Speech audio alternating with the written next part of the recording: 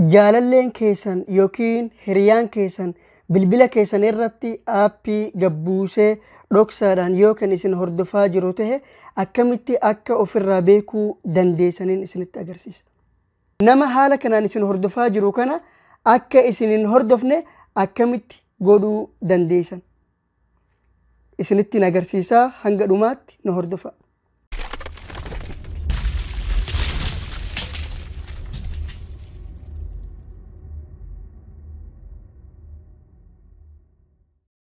السلام عليكم ورحمة الله وبركاته.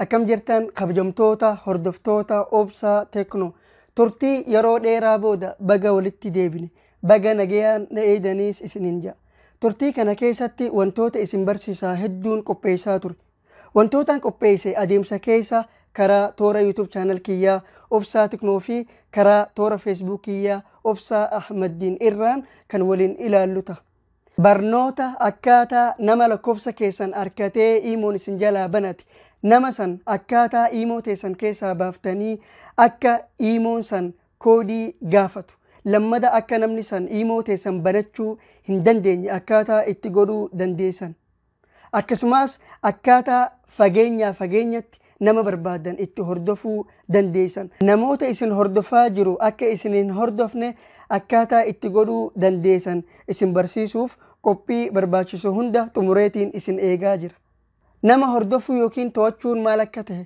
أكامتي بالبلا جالالي هريا هذا منافي نموتا برباني هنده أسو إسان هنبين أكامتي هردفن يوكين توچون أكامتي أكا دندهمو نمني اسن هردفا جروس أكا اسنين هردفن قدون أكامتي أكا دندهمو في كان فكاتان قويا هرلا هنغتوكو اسنين برسيس osoo gara barumsa saniitti hin dabarreen duratti warroonni har'a gara YouTube channel kiyyaatti dhuftan baga nagayaan dhuftan isiniin jechaa hundi keessanuu koottaa subscribe godhaa barumsa smartphone yookiin bilbiloota ammayyaa wal qabatu YouTube channel kiyyarraa argachuu dandeessan.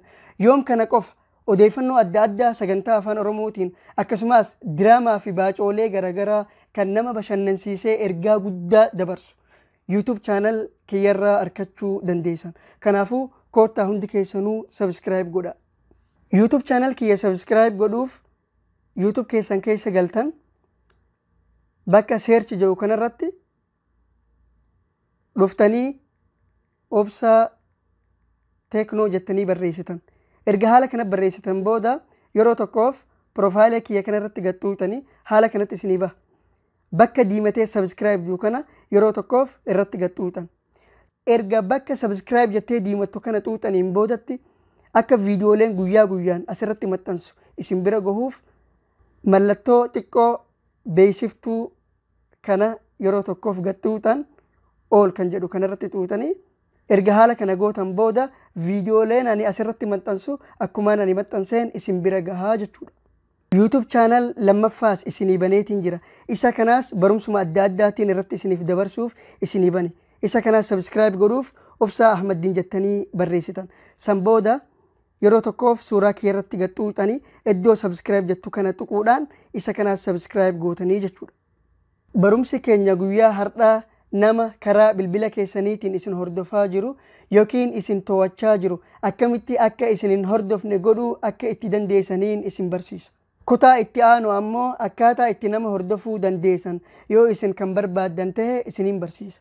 Haala itti nama hordofan barachuu yoo kan barbaadan ta'e viidiyoo kana like godhuun na beeksisa. Amma kallattiin barumsa keenya guyyaa har'aattiin isin dabarsa hanga dhumaatti nu hordofa. Jaalalleen keessan yookiin hiriyaan keessan bilbila keessan irratti aappii gabbuusee dhoksaadhaan yookaan isin hordofaa jiru ta'e akkamitti akka ofirraa beekuu dandeessaniin isinitti agarsiisa. Fakkeenyaaf foon kan jedhu kanarratti dhoowwitanii yoo haala kanaan wantoonni akkanaa kun yoo kan bahu ta'e namaatu isin hordofaa jira jechuudha. Okay, karaa iimoodhaanis beekuudhaaf fakkeenyaaf iimoo keessan irra dhuftanii wanti kun haala kanaan mallattoon mikrofoonaa fi namni mikrofoona gurrarra kaatee jiru kun haala kana yoo kan buute namaatu isin hordofaa jira jechuudha. Sagalee keessan kan nama waliin haasoftan nama bira gahaa jechuudha. WhatsAppiinis haaluma kanatti dhufaa jechuudha.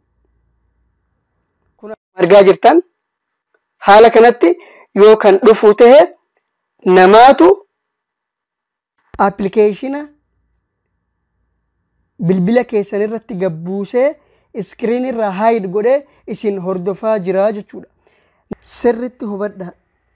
Aappiin roofu yeroon ani namaaf bilbilu na waraabaa ture san iskiriin bilbila kiyyarraa akkuma argitan kunoo badee jira. Namni san aappii san bilbila keessan irratti buusee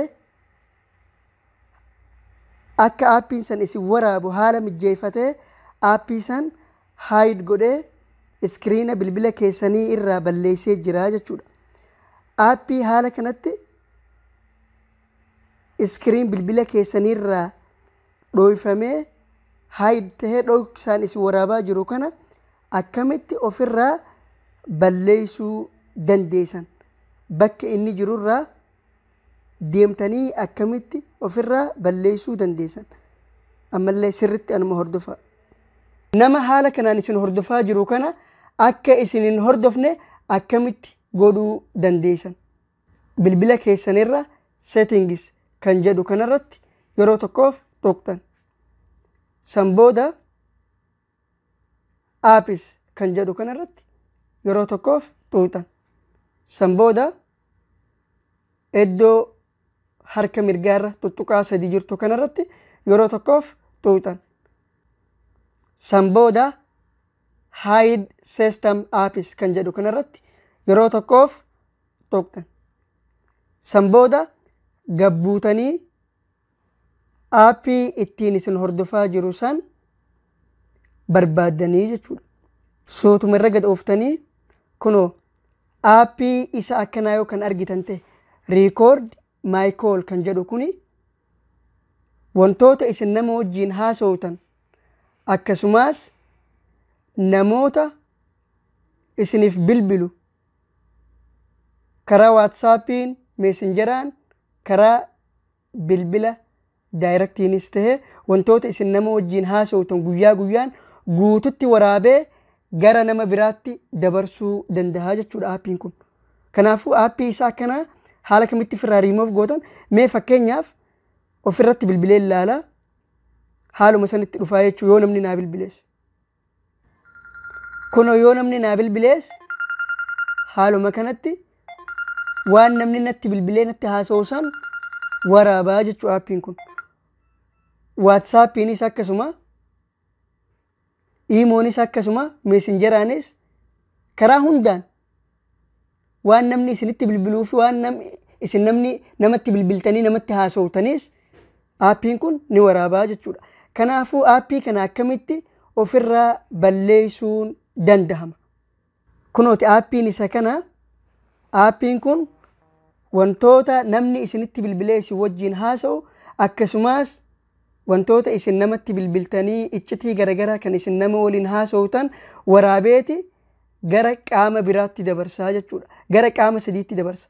Qaamni tokkoffaan isini, qaamni lammaffaan kampanii aappii kana kireet godhe, qaamni inni sadaffaan hiriyaa keessan yookiin jaalallee keessan kan dhokatee isin hordofaa jiru sanii jechuudha.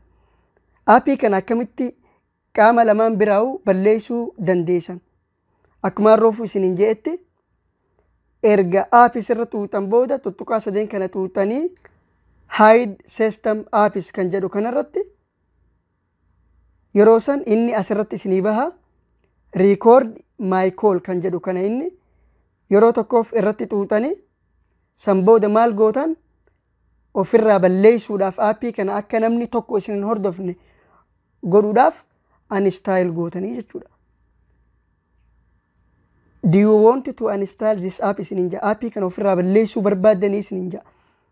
Yes, okay kan jedhu kanarratti gootan aappiin san badee jiraa jechuudha. Appilikeeshinii dhoksaadhaan ittiin nama hordofan hedduutu jira. Kanneen akka Cube ACR faa isa saniis haaluma kanaatti ofirraa balleessuu dandeessan. Isa deemtan akkuma roofu jennetti tuttuqaa sadeen kanarra dhuftan show system apps ammallee tuttuqa deebitan hide system apps kan jedhu kanarratti tuutan. San booda suutumarra gad deemtanii kunoo cube ACR isa kana inni kunis application ittiin nama hordofan isa kana kan nu waraabaa ture jechuudha. Inni kunis applicationoota dhoksaadhaan ittiin nama hordofan keessaa isa tokko jechuudha. Isin yeroo hunda application bilbila keessan irratti gad hin buufatin kan shakkitan haalan amma isin agarsiise kanatti dhuftanii bilbila keessan settingii keessaa balleessuu qabdanii jechuudha. Isa kanaas ofirraa balleessuudhaaf akkuma kan roofutti erga tuttuqaa tuutanii hide system apps tuutan booda haala kanatti isinii baha uninstall kan jedhu kanarratti tuutanii san booda gabbuutanii okay tuutanii jechuudha. San booda namni ittiin isin hordofuu hin danda'u jechuudha. Mee amma deemeetiin namatti bilbilaa yookiin gara kiyyaan ofirratti bilbilaa akkuma roofuutti nu hordofaa jiran moo nu hordofaa hin jiran kanallee waliin ilaalla hanga dhumaatti anuma waliin tura.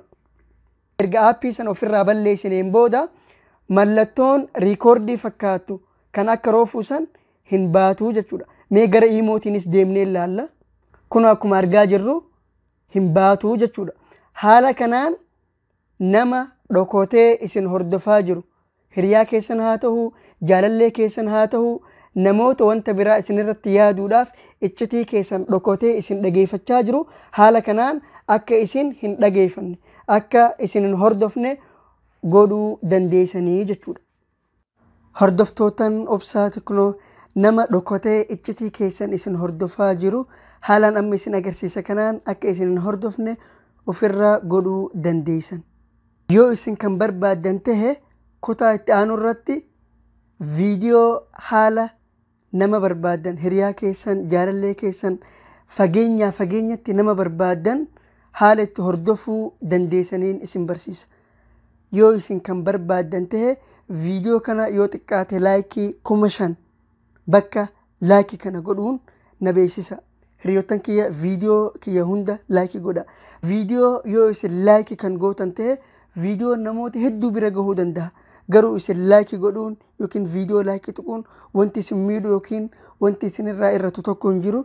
Kanaafuu viidiyoo kiyya hunda laayikinaaf godhuu hin dagatinaa. YouTube channel kiyya Obsaa Teknoo kan jedhu kanaas subscribe godhaa. YouTube channel kiyya isa lammaffaa kanaas Obsaa Ahmadiin Kajuu kana bakka subscribe jettu kana naaf tuqaa. Asirrattis diraamaa fi baacolee garaagaraa kan ergaa guddaa qaban asirratti isiniif dabarsaa. Subscribe godhuudhaan na gargaara. Hanga barumsa biroo waliin walitti deebinu nagaan naaf tura. Assalaamu alaykum wa rahmatullahi wa barakatuh.